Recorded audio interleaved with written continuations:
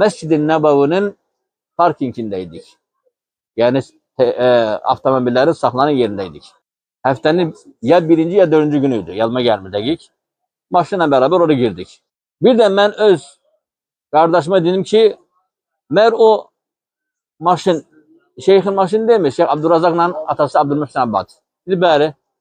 Biz Masufan aldı, orada maşının içindədirlər. Niye düşmürlər görəsən? Çok qəribədir ki, onlar maşına düşmürdülər. Ve azana bir neçə dəqiqə qalmışdı. Kardeşime dedim ki, gel biz de düşməyək. Görək bunun axırına nə qurtarır. Alimlerin əməlində bir hikmət var. Ne görsək yaxşıdır. Demek ki onlar, ata bala ikisi de Allame ve Şeyh, Allame atası Abdülmühsin ve Şeyh Abdurrazak, ikisi de orucumuş. Həftənin nafile orucu.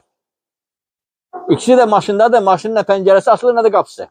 Maşın da parkingdə. Mescid-i Nebavinin en aşağı 3. parkingdə. Qismətdən biz yana mən görürəm hadisəni. Vallahi əzan verildi. Biz oraya əzan səsi gəlir. Orada şeyler var. Padvalda ses verirlər. Əzan verəndə Şeyh Abdurrazak qazanı açtı. Başladı atasını inemeye.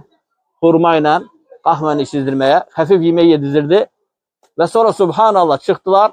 Ve ikisi de Mescid-i Nebavı qalxdı. Sanki bunlar orucu olmayıblar, iftar açmayıblar. Biz alimlerimizin nafile orucunu böyle gördük. Ama kardeşler ne edirlər? Birinci safta düz insanların gözü önünde, mihramın qabağında əməli başta süfrə açırlar.